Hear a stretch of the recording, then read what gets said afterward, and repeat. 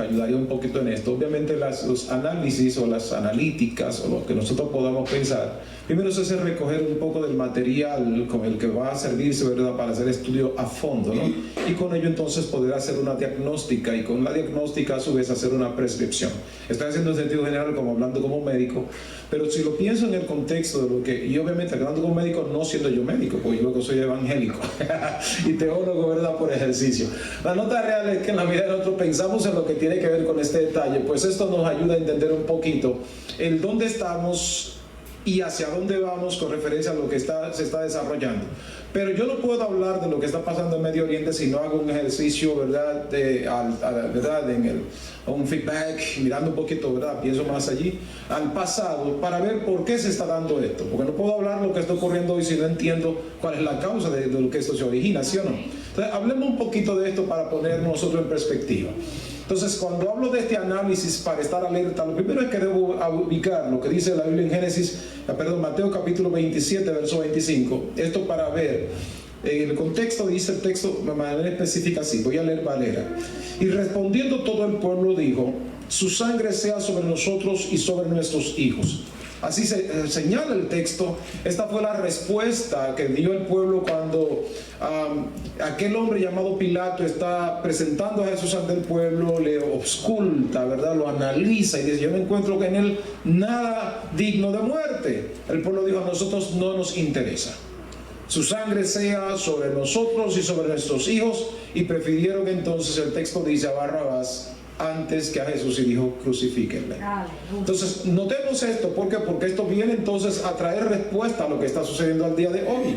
Notamos, pero tengo que hacer un poquito de recorrido un poquito más atrás. Y yéndonos al inicio, Génesis capítulo 6, donde Dios trata, ¿verdad?, allí con Abraham, le da una promesa en el capítulo 16, verso 1, dice allí que su mujer Sara le dijo a Abraham que tomara a su esclava Agar y que con ella tuviese un hijo. Subraya la nota, con ella tuviese un hijo.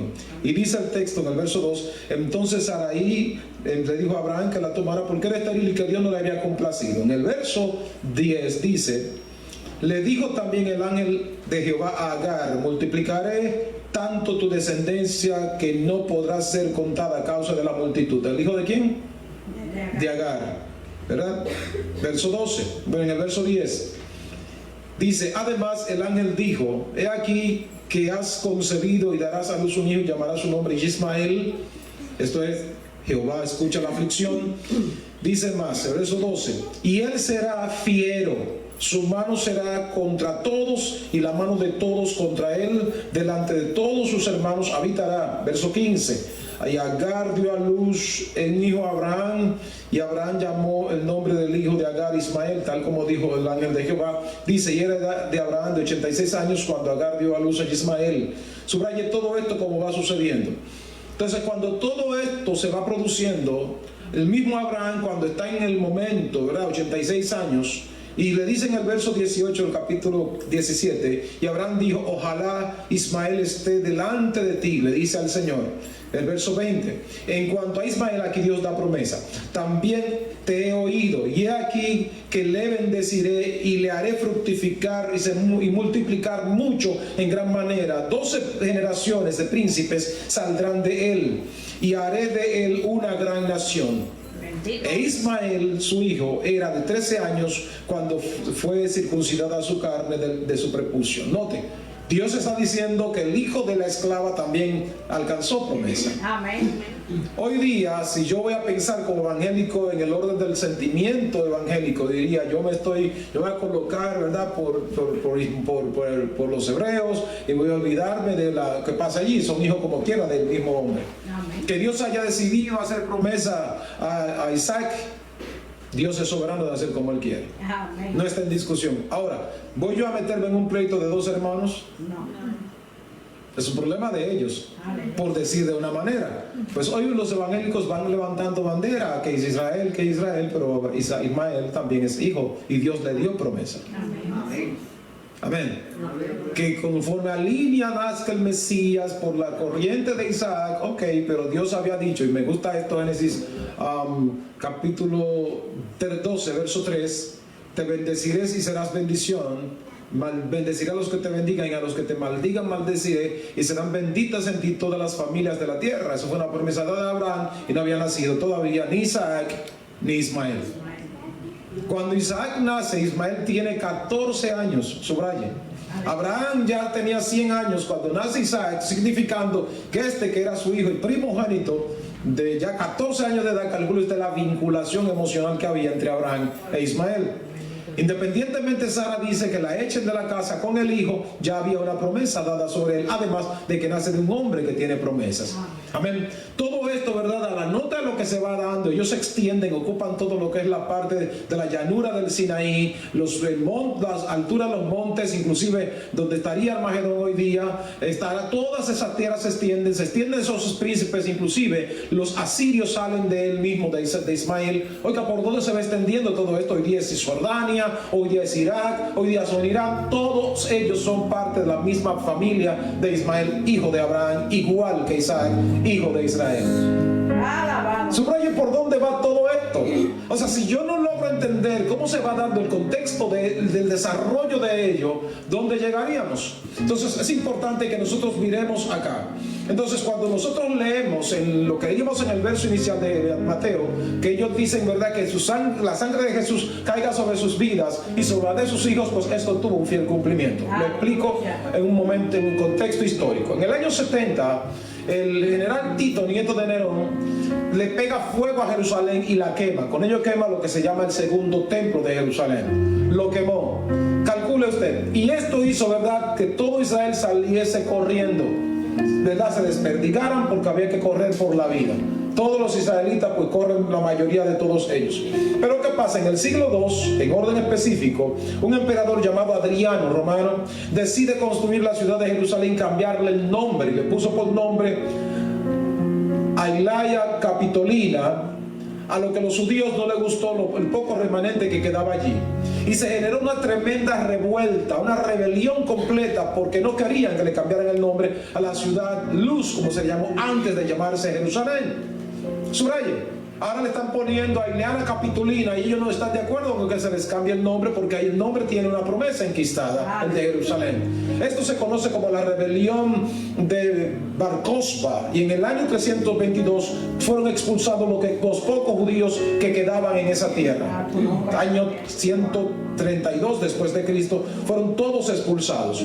Pero sin embargo, en el año 637 los musulmanes ocuparon gran parte de la tierra de Jerusalén. Recordamos que en el año 500, cuando Mahoma se levanta como el gran profeta, yo tengo que hablar de esto porque si no se lo explico así, no se va a entender. Se levanta, empiezan a ocupar territorios, a ocupar todo lo que hoy se conoce como lo llamado Palestina, y lo voy a explicar casi en breve. Ocupa todo esto y es desplazado gran parte de lo que es el judaísmo o la religión judaica, y se establece lo que es el Islam en sí mismo. Por ello, miramos todo esto y le explico esto para hacer conexión que dice el Islam, ¿verdad? En su Sharia 32 o 72, estoy hablando del libro del Corán perfectamente, lo tengo, o sea, puedo decir, ¿verdad?, de él. Entonces, a la medida que nosotros podemos entender nota para ubicar todo lo que esto tiene como sentido y caso, hay que señalar que al ser expulsados a los judíos de allí y estar establecidos entonces los islámicos, estos islámicos o los árabes que están allí ubicados, ellos mismos se establecieron allí. Pero ¿qué pasa? El Imperio Otomano empieza a ocupar toda esta tierra. Expulsaron todos los judíos que quedaban en esa tierra. Y interesantemente, en el año 1500, se está hablando del siglo V, en el año 1500 ellos ocuparon todas estas tierras, los otomanos. Por 400 años la ocuparon. Oiga esto.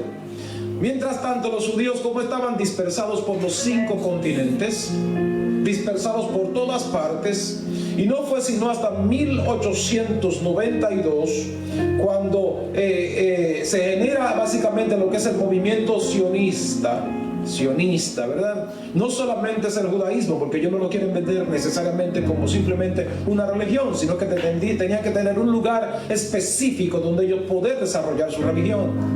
Note, Tenían que tener un lugar donde podían ellos establecerse, y empiezan a ocupar paulatinamente las tierras entonces entregadas a Palestina, como le llamaron los otomanos, como le llamaron anteriormente. Ellos ya no estaban allí. Ellos se fueron estableciendo, fueron ocupando tierras.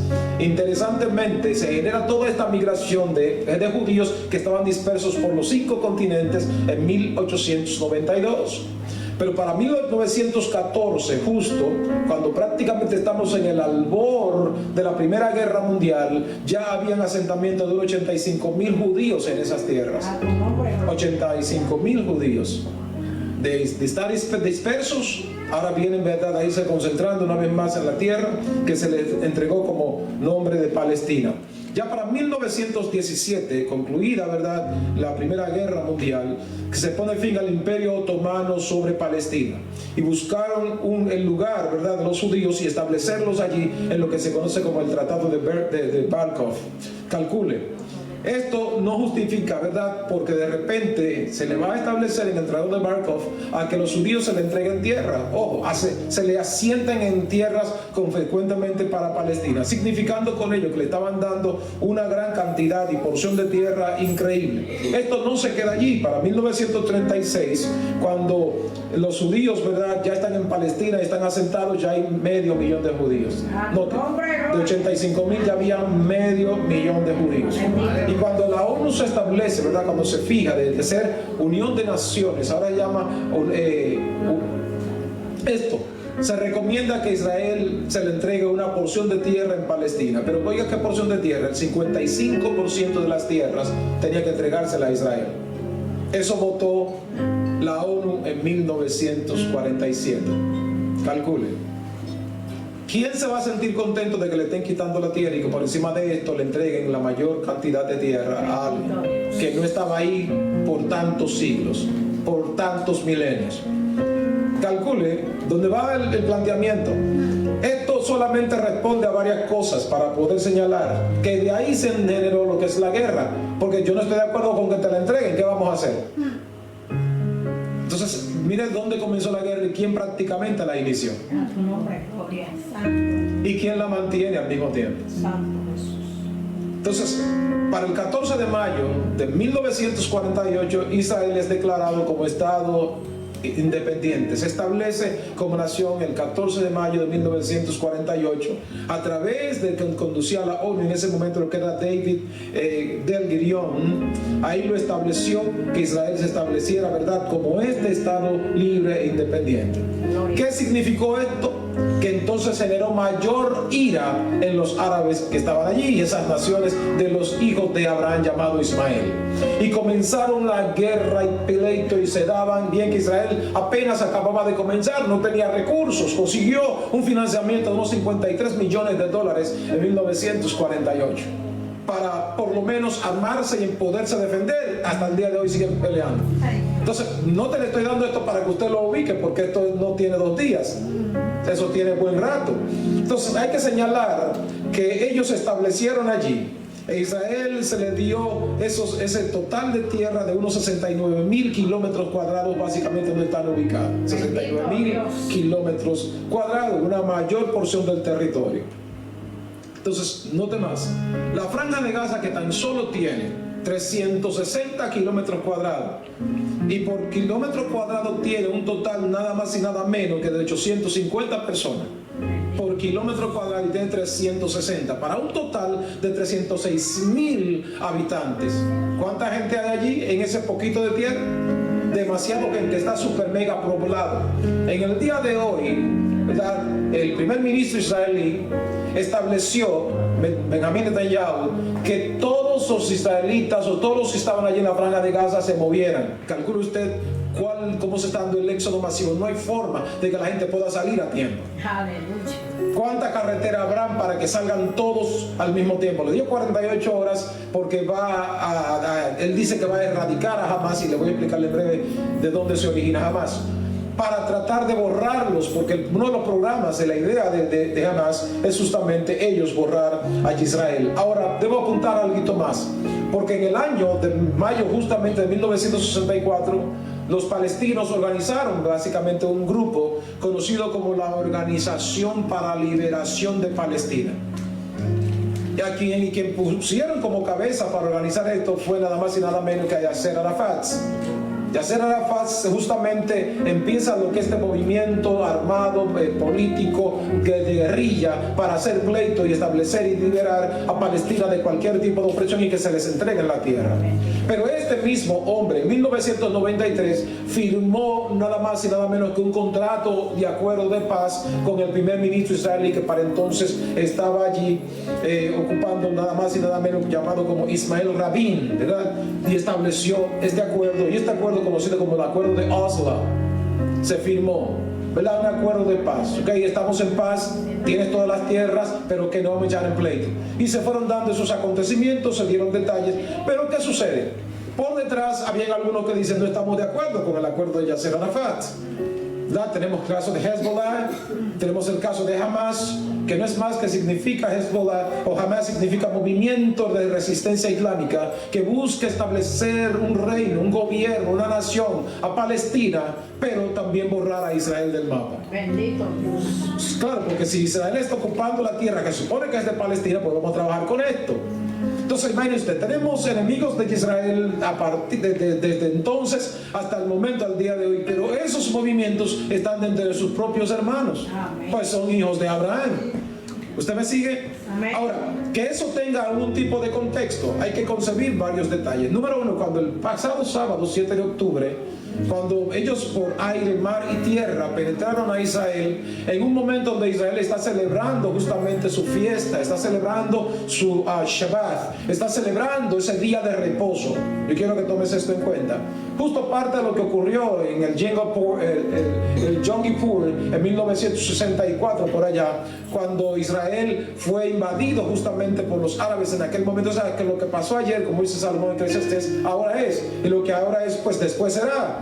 Bien, que se generó aquella dichosa guerra de los 6 días, donde mataron a muchos judíos que no pudieron ni siquiera defenderse porque estaban en ese día de oración, en ese día de meditación, ese día de reposo, igual que pasó el fin de semana pasado. Ahora, ¿cuál es la diferencia del sábado pasado? Tómele en consideración. ¿Usted recuerda qué estaba sucediendo en ese día de reposo?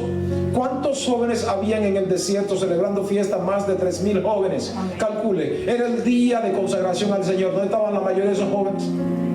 Presta la atención, con Dios no se relaja. Amén. Más aún, si usted observa, cuando se estaba celebrando la fiesta, había una estatua levantada que no era Jehová, era Buda. Amén. Y ellos están celebrando su fiesta allí. Sin embargo, estoy diciendo con esto porque hay un nivel de resistencia. A Dios la gente no lo quiere tomar en serio. Así es. A Dios la gente lo quiere tomar como relajo. No importa si se llama Israel, no importa si llámese como se llame, porque Dios no tiene nietos. Dios tiene hijos. Amén. Pues de repente lo que tenemos nietos, ¿verdad? Queremos darle un trato especial, de cálido a nuestros nietos, porque son nuestros nietos. Pero hay un detalle, ¿y Dios para cuándo? Entonces, en la medida que nosotros miramos todo este tipo de situación que se va dando en el discurrir de los días, conviene necesariamente que haya una vinculación a los pactos de Dios, lo cual Israel empezó a violar.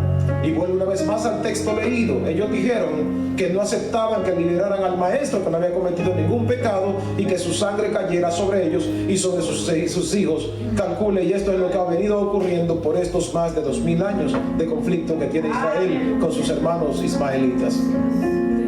En la medida que usted y yo podemos hacer nota de esta parte tanto reflexiva, nos toca un tanto señalar que estos más de 3,000 jóvenes, en los cuales hubieron 260 muertos y más de 125 personas tomadas cautivas, llevadas, ¿verdad?, por lo de Hamas, cuando penetraron, ¿verdad?, la franja de Gaza y salieron al desierto, se los llevan hasta allí.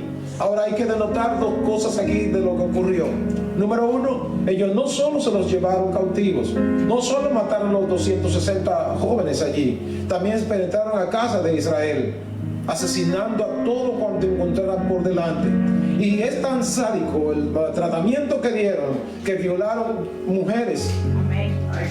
Y recuerdo ver un vídeo en el que montan a una señora que la habían violado, todo el equipo de hombres estaban allí y la pasearon por en una camioneta y subieron las imágenes, o sea, una provocación completa. Pero no obstante esto, hicieron lo propio y lo mismo con ancianos. Hermanos queridos, calculen, lo hicieron con niños. Amén. Con niños. Gloria. Y lo subieron a las redes. Y ahora dicen que Israel tiene que quedarse dado sin hacer absolutamente nada, y que si Israel decide atacar, ellos van a matar rehenes por cada bombardeo que Israel haga. Calcule y piense usted. Yo le pregunto a usted, ¿quién que le den se va a quedar dado? Yo estoy aquí ubicando, no estoy de acuerdo ni con una parte ni con la otra. Quiero que me entendamos, ¿de acuerdo? Yo estoy de parte de Dios, no estoy de parte de Israel ni estoy de parte de Palestina. Amén. ¿Se entienda esta parte, no? Entonces, a la medida que nosotros podemos estar claros, la necesidad de que se pueda internalizar lo que ellos necesitan hacer. Así que la mejor defensa que ellos tenían, ¿por qué fue violada la mejor defensa? Como le llaman, la cúpula de hierro, con unos misiles que tienen en verdad de respuesta, que en fracciones de segundos esos salen disparados en las direcciones que sean y explotan para que exploten los demás misiles que vienen de 3 metros de largo. Son los misiles que lanzan esta cúpula de hierro. ¿Por qué no reaccionaron esos, verdad, este escudo que tiene Israel cuando estaba penetrando la gente de Hamás? ¿Por qué no reaccionaron? ¿Qué fue lo que sucedió? Señores, hay algo que es bien claro. Aunque el texto sagrado en Salmos establece y dice que no se dormirá el que guarda a Israel, pero hay un detalle. Cuando alguien decide no estar de acuerdo a Dios, no espere que Dios obre a favor suyo. Cuando alguien decide, como pasó, que fue un grupo de personas a orar y lo hicieron salir del lugar del centro de oración y lo echaron porque había una manifestación del orgullo pride, ¿verdad? Del orgullo, ¿verdad? Ustedes saben para ubicar. Los echaron y más bien le dieron apertura a esta parte. ¿Qué dice el Señor? Que su casa será llamada casa de ¿qué? De oración. De oración. Sin embargo, estos van a ser toda su clase de manifestación órgicas que se dan en esos momentos allí. A los cristianos o a los que predican, muchos de ellos los amenazaban y hasta lo encarcelaban. Entonces, ¿qué fue lo que sucedió? La respuesta es muy obvia. Hermanos queridos, la respuesta es obvia. El texto sagrado dice, Proverbios 8:17, yo honro a los que me honran y me hallan los que temprano me buscan. Cuando ellos deciden darle espalda a Dios, ¿qué dice el Señor? Yo honro solo al que me honra. Solo me va a hallar el que temprano me busca. Pues ellos le dieron la espalda a Dios. Israel le dio la espalda a Dios, le ha dado la espalda a Dios. Entonces, ¿qué es lo que sucede? El mismo Dios nos lo advirtió, lo encontramos en la ley hebrea, en la Torah, donde se le está diciendo allí, óyeme, ustedes tienen que estar conscientes que si ustedes pecan contra mí, yo le haré el cielo de hierro, de bronce, no caerá la lluvia, levantaré. Si leemos el libro de Jueces, ¿qué dice el libro de Jueces? Y pecó Israel contra Jehová, y Jehová levantó un enemigo contra Israel. ¿No es lo que dice el texto sagrado? Si lees Malaquías en el capítulo 1, versos 5 en adelante, dice el Señor, ¿dónde están los profetas que los amonestaban para que se volvieran de su pecado y se volvieran a mí? Y ustedes no le prestaron atención. ¿Dónde están esos profetas? ¿No murieron? Murieron todos ellos, pero el castigo que le ha llegado no le llegó como mismo ellos anunciaron. Aleluya. La palabra de Dios está ahí. Si Israel peca contra Dios, Israel no puede pretender tener el favor de Dios porque Dios se lo advirtió, se lo advierte. Ellos se dedican a estudiar la Torah y ¿qué hacen? No la aplican. Por eso mismo dice él, se preocupan por hacer tantas fiestas y rituales. Vuelvo a Isaías capítulo 1, verso 1 en adelante, que desde la cabeza hasta los pies son solo podridas llagas. Y lo que dedican a Dios, dice Dios, yo odio lo que ustedes me entregan. No quiero sus sacrificios, no lo acepto, no escucharé ni siquiera sus oraciones. O sea, hay una reacción al pecado, hay una reacción a darle la espalda a Dios, y esto es lo que viene ocurriendo, hermanos queridos. Y si estamos hablando, no de que estoy hablando desde Génesis, allí cuando Dios llama a Abraham para poder a hacer historia lo que está ocurriendo hoy, desde cuando Israel fue disperso completamente de su tierra. Y pensemos en la Segunda Guerra Mundial, que da ahí un salto quizás un tanto atrás, cuando Adolf Hitler, o el Tercer Reich, de padre judío, madre alemana, porque era judío el tipo, mató a más de 13 millones de judíos. No fue poquitos, no fueron 6 en el llamado Holocausto. Entonces, ¿por qué? Porque le dieron la espalda a Dios. Bien que República Dominicana albergó mucho cuando se mandó en 1947 a Lavandier, que fue nuestro ministro de Relaciones Exteriores, para que votase a favor del establecimiento de Israel como nación soberana, y que se le dio participación en una porción de tierra en República Dominicana, en Puerto Plata, para ser específico, Trujillo, ¿verdad?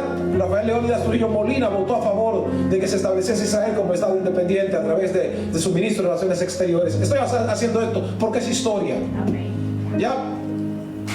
Y ok, que República Dominicana fue bendecida pues con los activos de los judíos en República Dominicana, o en la casa, ¿verdad?, del Cortón. Con esos dineros se funda el Banco de Reservas en 1941. Bendito Jesús. Usted sigue, ¿nota? Aleluya. Entonces, la idea de lo que estoy señalando es cómo se va dando estos tipos de acontecimientos. Ahora, ¿qué persigue todo esto? ¿Cuál es la intención que hay detrás de todo esto y de estas guerras y todos estos conflictos? Piense usted solo un poco. Porque ahora mismo estamos viendo que Estados Unidos ha puesto su portaaviones más grande bien cerca de Israel. Pero tenemos 2 años y tanto de guerra entre Rusia y Ucrania. ¿Y qué dice Vladimir Putin? Si me tocan a esta gente palestina, que esperen que yo voy para allí. ¿Qué dice su socio llamado China, que hasta ahora se mantiene, verdad, un tanto, verdad, bien parco? O sea, no me quiero involucrar, no quiero decir nada, pero cuidado. Irán dice, no se metan ahí, porque si se meten habrá problemas. O sea, la Biblia habla de lo que son rumores de guerra, ¿cierto?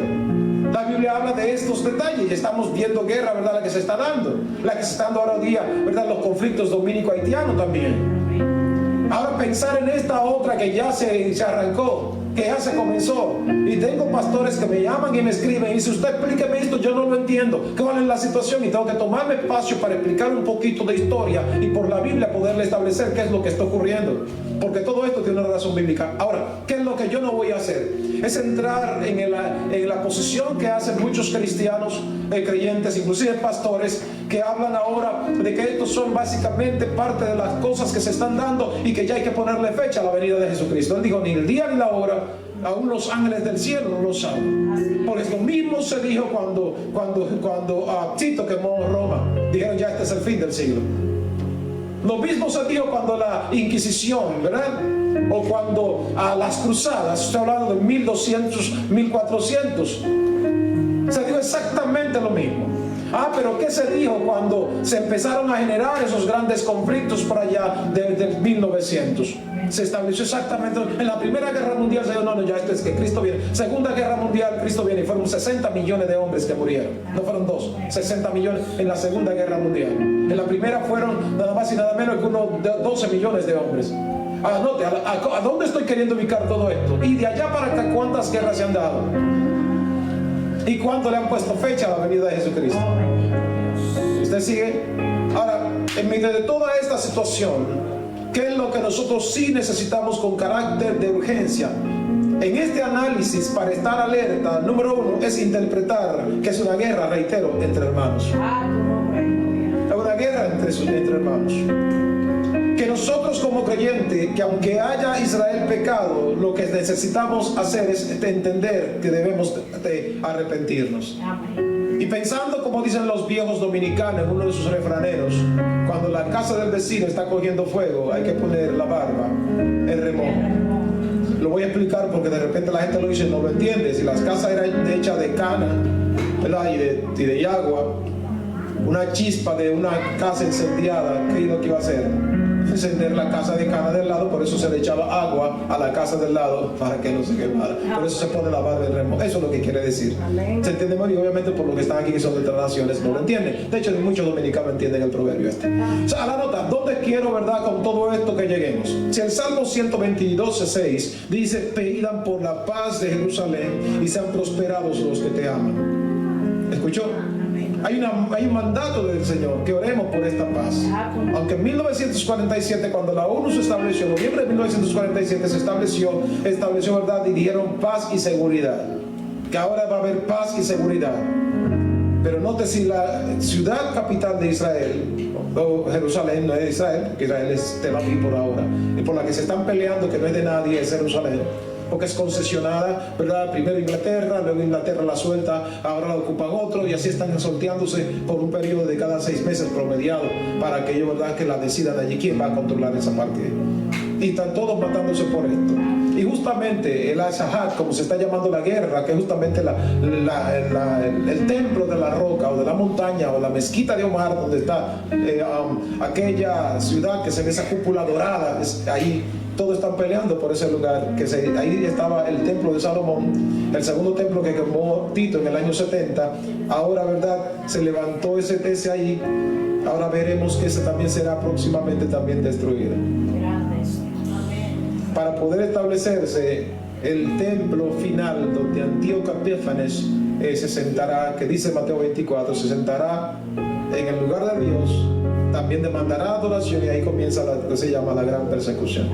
Haciendo obviamente una síntesis general de todo lo que está ocurriendo, ¿cuál es la idea de todo esto?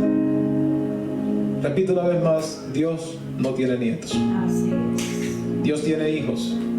Recuerdo una palabra del Señor a través del profeta: todas las almas son mías, el alma que peque es la que morirá.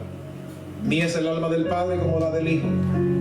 Ya no se herirá el refrán aquel: los padres comieron las uvas agrias y los hijos sufrieron la dentera. Entonces, en la medida que nosotros podemos entender lo que el texto sagrado está diciendo, es que estemos alerta. En este análisis, la idea final, estemos alerta. Estemos alerta. Porque si es hoy, si es mañana, cuando Cristo venga, yo no lo sé. Lo que usted y yo necesitamos es estar alerta. Y en medio de todo esto que está aconteciendo, Dios tiene un plan y tiene un propósito.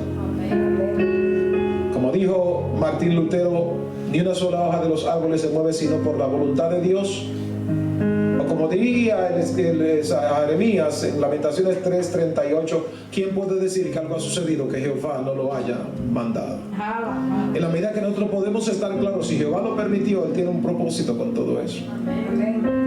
Pero vuelvo a repetir, no nos vamos a colocar a favor de Israel o a favor de Palestina. Vamos a colocarnos a favor de la obra del Señor en esas gentes que son familias y que Dios quiere cumplir su voluntad. Gloria a Dios. Porque todos somos hijos de Dios. No, Dios no tiene hijos favoritos. Todos somos hijos del Señor. Y nosotros como ecléticos, reitero, en esta posición, imparcial, que es la palabra que se entendería un tanto mejor, necesitamos en el orden específico tratar más bien de orar por ellos, que Dios les permita alcanzar la paz, como estuvieron ellos antes de 1947. Vivían en paz, increíblemente. Israel y Palestina, el 500,000 de judíos que había en Palestina vivían en paz, no había ningún problema. Solo hasta cuando esta gente empezaron a entregarle tierra y a forzar el que tuviesen, ¿verdad?, preferencia por encima de otros. Bendito Dios. Definitivamente nos toca orar. Ahora, pongamos esto en nosotros ahora. ¿Cómo estoy yo con mi hermano? ¿Cómo estoy con mis hijos? ¿Cómo estoy con mis padres? ¿Cómo estoy con mis hermanos? ¿Cómo estoy con la comunidad? ¿Cómo estoy con mis compañeros de estudios o de trabajo? ¿Cómo estamos nosotros? Lo que recuerdo el texto sagrado a través de Pablo a Romanos: en cuanto dependa de nosotros, estemos en paz con todos los hombres. Es una recomendación absoluta. Pero a veces nosotros estamos tan mirando dentro de nosotros y enfocados tanto en nuestras necesidades que se nos olvidan que hay personas con muchas necesidades. Y aún el maestro, colgando del madero aquel, después de haber sido lacerado por 39 latigazos, después de haber sido coronado con un centímetro, un metro prácticamente de espinales, fueron hincados en su cabeza. Después de haber sido penetrados sus manos, sus pies con los clavos, soportar su peso de más de 200 libras en un madero, arrastrarla 1 kilómetro, ese madero pesado. Y estando allí, en ese estado prácticamente agónico, sufriendo todo lo que él sufrió, echó a un lado de esas grandes dificultades y solamente dijo: Padre, no le tomes en cuenta ese pecado. Señor, perdónalos porque no saben lo que hacen. Puso a un lado el dolor que padecía, puso a un lado la dificultad que le experimentaba, puso a un lado aún el vejamen al que fue sometido, puso a un lado el dolor y dijo: perdónalos porque no saben lo que hacen. ¿Cuántas veces nosotros a veces estamos, como dije reiterado, enfocados solo en que yo tengo un problema, tengo una crisis, tengo una necesidad, y el que está al lado, ¿cómo está? Dije la semana pasada, quiero recordar hoy, no es lo mismo sufrir con Cristo que sufrir sin Él. Amén. El que sufre con Cristo tiene una garantía, tiene una esperanza, tiene una posibilidad. El que no tiene a Cristo resoluta o toma decisiones en contra de su propia vida y la de los suyos. Por eso hemos visto cuántos hombres terminan matando a sus esposas, no contentos hasta sus propios hijos, y luego terminan con su propia existencia por la carga del sentimiento de culpabilidad que experimentan. Por eso nos toca a nosotros orar porque la gente encuentre a Cristo, que Israel reconozca a Cristo al que rechazaron hace 2000 años y que hoy están sufriendo, cosechando obviamente el fruto de esa decisión. Como la golondrina en el vagar, dice Salomón en Proverbios 16:2, como la golondrina en el vagar y el gorrión en su vuelo, así el mal nunca vendrá sin causa.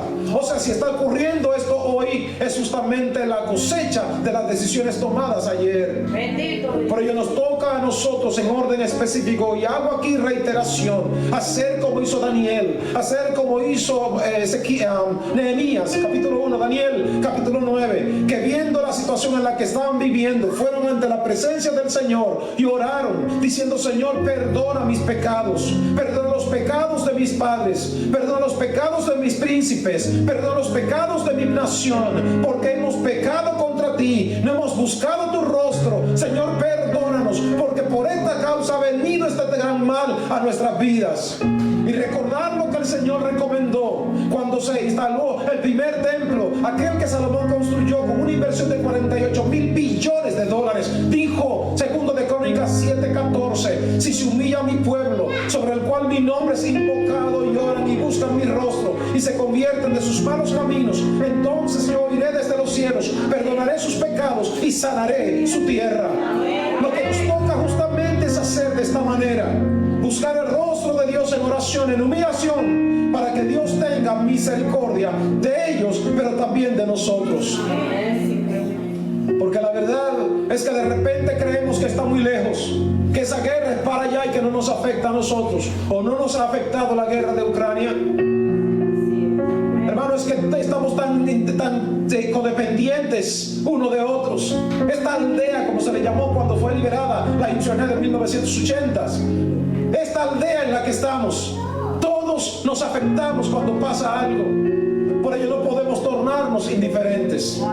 Nos toca orar, nos toca sensibilizar el corazón, nos toca pedir perdón a Dios por el pecado de ellos y por nuestros propios pecados.